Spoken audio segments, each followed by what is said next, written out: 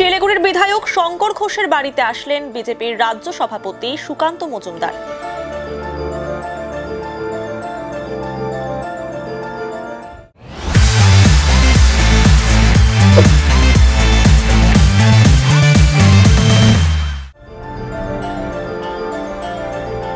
গত 17 মার্চ প্রয়াত হয়েছেন বিধায়কের মা।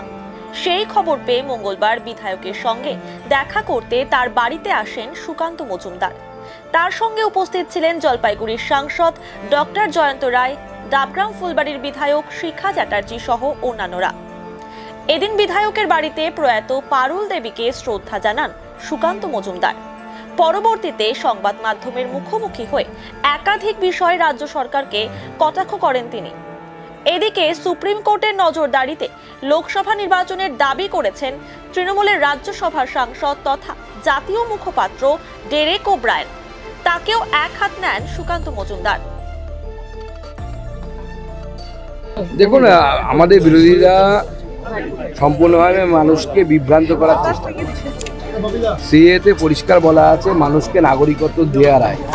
তো কিছু মানুষ যারা অন্য দেশ থেকে, পশ্চিমবঙ্গের ক্ষেত্রে সেটা বাংলাদেশ থেকে যারা ধর্মীয় কারণে যাদের উপর ভেদভাব করা হয়েছে, যাদেরকে আসতে বাধ্য করা হয়েছে, তাদেরকে নাগরিকত্ব দেওয়া হবে। এতে কার কি সমস্যা হচ্ছে আমরা তো বুঝতে পারছি। আমার মনে হয় সুপ্রিম কোর্টে এর আগেও গেছিল, এরা কোনো লাভ হয়নি, এবার হলে হবে না। কারণ আমাদের সংবিধান বলছে ভারতবর্ষের নাগরিকত্ব কে পাবে না পাবে তার অধিকার ঠিক করার অধিকার ভারতবর্ষের সংবিধান অনুসারে লোকসভা এবং রাজ্যসভার আছে, অর্থাৎ কেন্দ্রীয় সরকারের আছে। তো কেন্দ্র সরকার একটি আইন এনেছে, এবার আইনকে আপনি চ্যালেঞ্জ করে যেতে পারেন না। আমাদের বিরোধীরা যেটা বলছে তারা কনসেপশন ক্লিয়ার নেই, তাদের তাই কথা বলছে। ভারতীয় নাগরিকদের উপর ধর্মীয় অনুসারে কোনো ভেদাভেদ করা যাবে না। এখানে তো ভারতীয় নাগরিকদেরকে নিয়ে কথা হচ্ছে না, কথা হচ্ছে যারা ভারতীয় নাগরিক হয়নি, হতে পারেনি তাদেরকে নিয়ে, অর্থাৎ তাদের কনসেপশনে ক্লিয়ার আছে। দুঃখ করে আর লাভ কী হবে? সেই প্রাণগুলো কি ফিরে আসবে? বারবার আপনারা দুঃখিত করবেন আর কিছু টাকা কম্পেনসেশন দিয়ে দেবেন, এভাবে মানুষের জীবনের দাম এই সামান্য কিছু টাকা হতে পারে না। খুব তাড়াতাড়ি হয়ে যাবে, আজকে হবে না কালকে হবে আমি বলতে পারবো না। আমাদের জানেন পার্লামেন্টারি বোর্ড বসে, পার্লামেন্টারি বোর্ড বসলেই হয়ে যাবে সমস্ত কিছু, আগামী দিনে ঠিক আছে। দেখুন, যতক্ষণ না পর্যন্ত পার্লামেন্টারি বোর্ডের সিদ্ধান্ত হচ্ছে ততক্ষণ পর্যন্ত আমি বলার অধিকার আমার নেই, অতএব আমি বলতে পারবো না। দেখুন, পুলিশের ভূমিকা তো সব জায়গাতেই সন্দেহের মধ্যে পড়ে। সন্দেশখালীতে তো আরও সন্দেহ। সন্দেশখালীতে যে ঝামেলা হয়েছিল, ইডির উপর যে হামলা হয়েছিল, পুলিশের ভূমিকা তো নক্কারজনক ভূমিকা ছিল।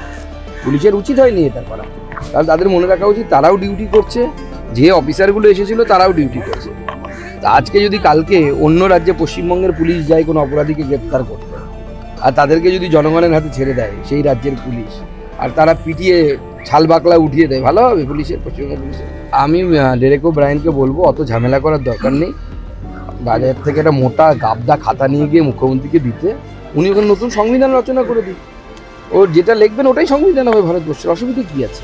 ডেরেকবাবু ওটা কারেকশন করবেন, ইংরেজিতে ট্রান্সলেশন করবেন। মুখ্যমন্ত্রী বাংলায় লিখবেন, উনি ইংরেজিতে ট্রান্সলেশন করবেন।